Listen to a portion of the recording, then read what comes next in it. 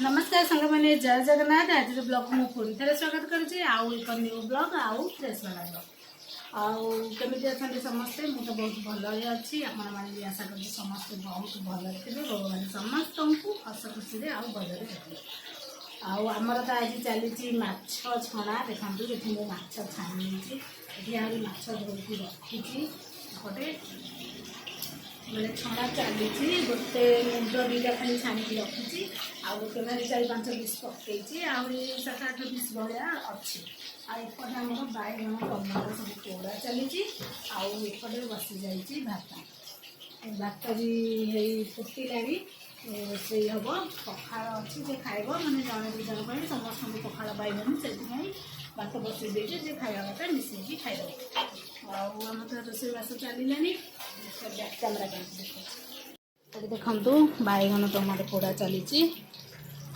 बैगन टमाटो टे दलीदे माछ मिसेकी खाईदे माछ तो हो गला आउ गोटे भाग पकईदे माछटा फुटी जाऊँगी फुटुची बैगन टमाटो भी हो गला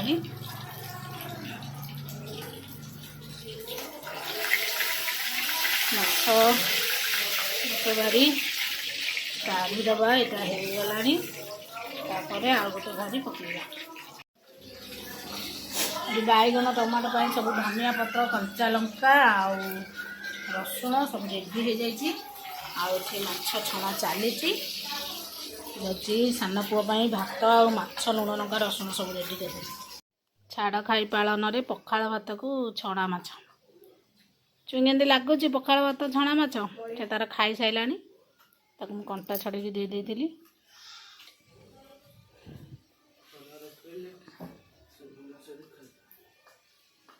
थालटा तुम पाखक नहीं आसुन से तो तार खाई सारा भातटा भल लगुच पखाड़ आईस सागर से पलैब ना कौन साधा होते तो बाबा बिल्कुल भात खाइल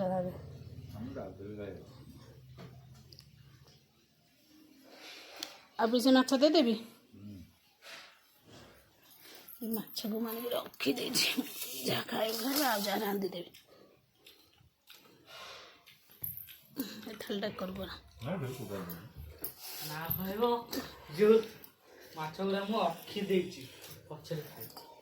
देवी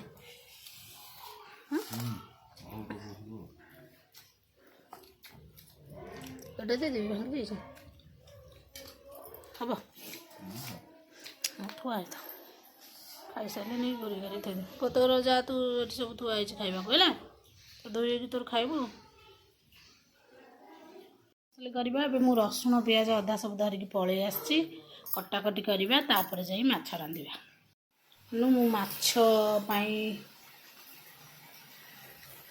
कला माछ पाई मसला कषाइबा स्टार्ट कर देछि पियाज आग काटिकी चुनचुना करके पकईदेली तापर अदा रसुण आउ आग पियाज को काटिकी चुनचुना करके भाजीदेली तापर अदा रसुण कंचा लंका जीरा गोटा धनिया आउ सब एमती पेस्ट करदेली पेस्ट करके दे देछि एबे मैं गुंड मसला आउ गोटा मसला किछि देदेबा ये मुझे गुंड मसला रखी कौन ना हलदी पाउडर मीट मसला काश्मीरी चिली आ लंका गुंड जो राग लंका गुंड आउ ये किसी गोटा मसला भी रखी ना तेजपत्र यहाँ हूँ जायफल सॉरी लवंग आउ यहाँ हूँ जायफल एमती रांपिकी रखीदे आउटा गुजुराती आउ गोलमरीच एमती स्टार फूल जो एथर टिके एमती दालचीनी सब ए नहीं जाइए आम देदेबा किसी पानी देदेबा ताको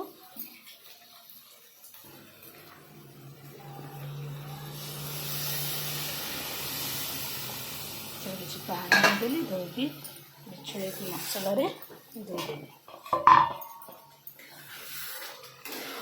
ये भल भाव में मसला को किसी समय कषईदबा आउ आम आलू पकईबा आलू मु काटिकी रखी मसला टिके गला बेलू आलू पकईदबा आलू पकई देछि ଆଳୁଟାକୁ କିଛି ସମୟ କଷେଇ ଦେବା। ଟିକେ ସିଝିଗଲା ପରେ ଏଥିରେ ଆମେ ପାଣି ଦେଇଦେବା। ଆଉ ମୁଁ ଏଠି ଗରମ ପାଣି ବି କରିକି ରଖିଦେଇଛି। ଦେଖନ୍ତୁ ମାଛ ତରକାରୀ ଆମର ହେଇଯାଇଛି ପୁରା ରେଡ଼ି। କେତେ ସୁନ୍ଦର ଦେଖାଯାଉଛି। ଏବେ ଆମେ ଖାଇବା ପାଇଁ ବାଢ଼ିବା। ତା ବାବାଙ୍କୁ ଖାଇବାକୁ ଦେଇ ଦେଇକି ଆସିଛି। ତାଙ୍କୁ ପଚାରିକି ବୁଝିବା ତରକାରୀ କ'ଣ କେମିତି ଲାଗୁଛି। ଆଉ ତାଙ୍କ ପାଇଁ ଆଉ ଟିକେ ତରକାରୀ ନେଇକି ଯିବା। ସାନ ପୁଅ ଯାଇଛି ସ୍କୁଲ, ସେ ଆସିଲେ ଆମେ ଯାଇକି ଖାଇବୁ। ମାଛଟା ଦେଖିଲେ ମନ ଲାଗୁଛି ଖାଇବାକୁ। ଏତେ ସୁନ୍ଦର ଦେଖାଯାଉଛି। ପୁରା ଟେଷ୍ଟି ବି ହେଇଥିବ ଭାବୁଛି। ଯାଇକି ପଚାରିବା ତାଙ୍କୁ କ'ଣ କେମିତି ଲାଗୁଛି। ଆଳୁ 2 ପିସ୍ ନେଇଯିବା।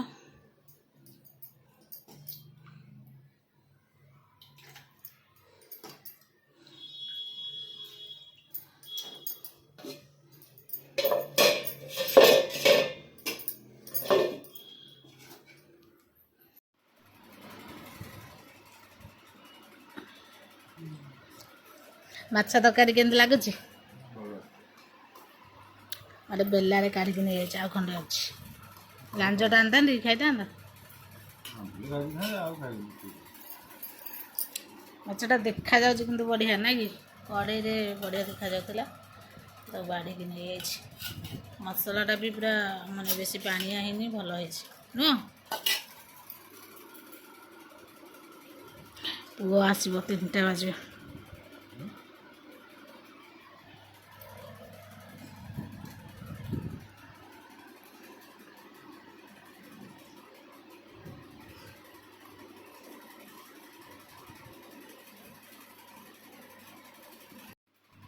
ଏଠି ଧନ ପଳେଇ ଆସିଛି ସ୍କୁଲରୁ। ଆମେ ଖାଇବାକୁ ବସି ପଡ଼ିଛୁ। ଭାତ ମାଛ ଆମର କେତେ ମୁଣ୍ଡ ପଡ଼ିଛି ସବୁ ଛେତରା ହେଇକି। ତରକାରୀ କେମିତି ଲାଗୁଛି ଧନକୁ ପଚାରିବା। ଭଲ ଟିକେ ରାଗ ହେଇଯାଇଛି ନା? ଆଇଁଷଟା ବି ରାଗ ହେଲେ ଟିକେ ଭଲ ଲାଗିବ। ମୁଣ୍ଡ